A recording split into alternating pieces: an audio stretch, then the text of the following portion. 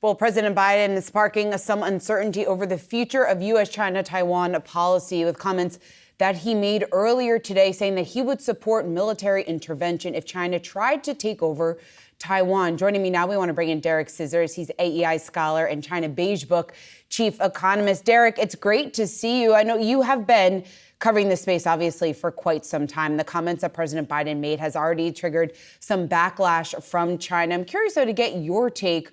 What do you make of what we heard from President Biden? Well, in this case, I think President Biden is just telling the truth about what current U.S. policy is.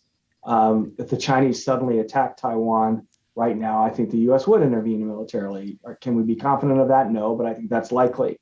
The U.S. doesn't like to take these positions publicly because situations change. Maybe the last administration was different. The administration before that, the next administration. It depends on what Taiwan does. It depends on what China does. So I think he's reacting to the current situation, and the immediate U.S. government correction is about, look, we don't want to make a policy announcement on Taiwan in the spur of the moment. We want this to be a long-term process.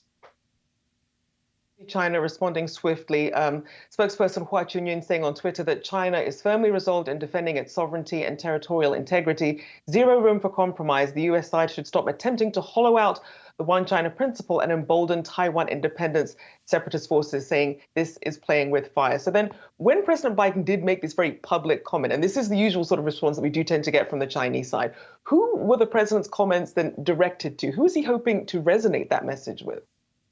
Well, he's probably hoping in a low-key way to talk to our allies in the region. If the U.S. were to say, no, we're not defending Taiwan, obviously he didn't get anywhere close to saying that, but if he were to say something like that, it would alarm Japan, it would alarm Australia, it might alarm the Philippines.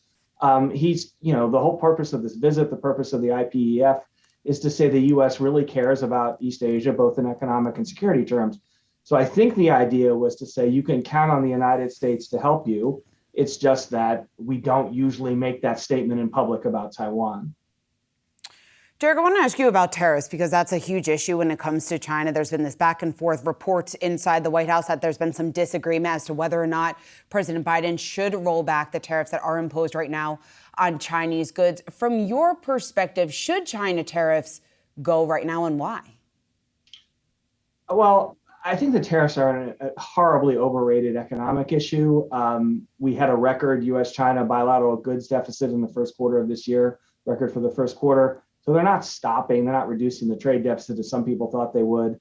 They also don't increase inflation. Inflation is coming from housing, it's coming from gasoline, it's coming from food. Those are not things we get from China.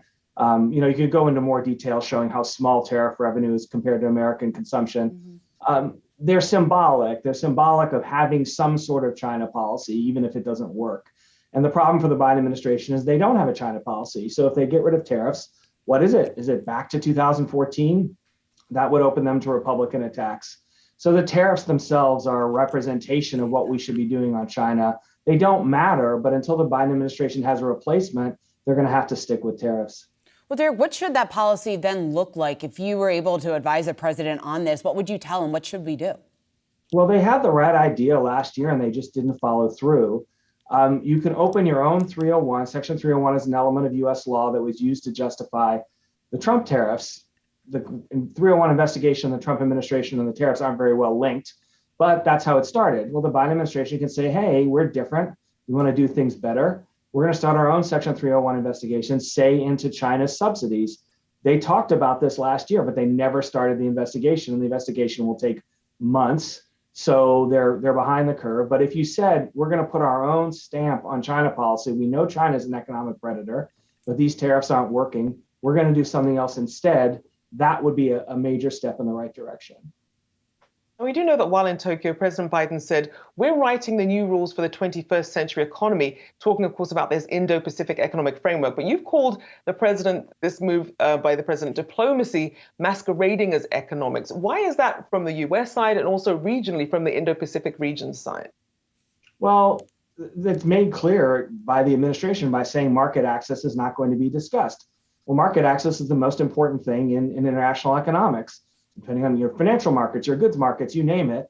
And the administration is afraid of taking trade steps that would upset elements of the Democratic Party. So it takes that off the table. Well, now you're not really talking about economics anymore. You're talking about having meetings and saying, we all like secure supply chains. That's nice. It doesn't do anything. That's diplomacy. So from the American standpoint, the Biden administration doesn't want to engage in an economic conversation. From the standpoint of our friends in the region, they do, but they can't if the U.S. is unwilling. If the U.S. doesn't want to move forward on a digital trade agreement or what have you, then they're left with this IPEF, which is a diplomatic initiative. And diplomacy is better than nothing from their standpoint. And obviously, as we look, we're seeing that China's having to struggle economically, obviously, because of the COVID lockdowns.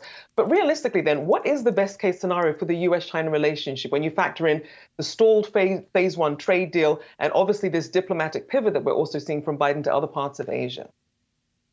Well, in terms of what's the best case in terms of not rocking markets, it's probably muddling through. We're not going to get, it's not really possible in the US right now for the US to become friendlier to China. The main reason for that is Xi Jinping's government is a rather nasty one. So it's not really possible on the Chinese side now for it to be friendlier to the US. So in terms of not upsetting markets, just holding to the status quo, that's what the business community is lobbying for. I would say that the best thing for US interests is actually to get some more independence from China, to set up separate supply chains that won't be disrupted by zero COVID or a Taiwan contingency or some other failure of China to maintain its logistics chains. So in the short term, muddling through is the best we can get. It would be great if the US had a strategy to reduce our vulnerability to the Chinese. All right, thank you. Always great to get your insights. Derek Scissors there, AEI scholar and China Beige book chief economist. Thank you for joining us.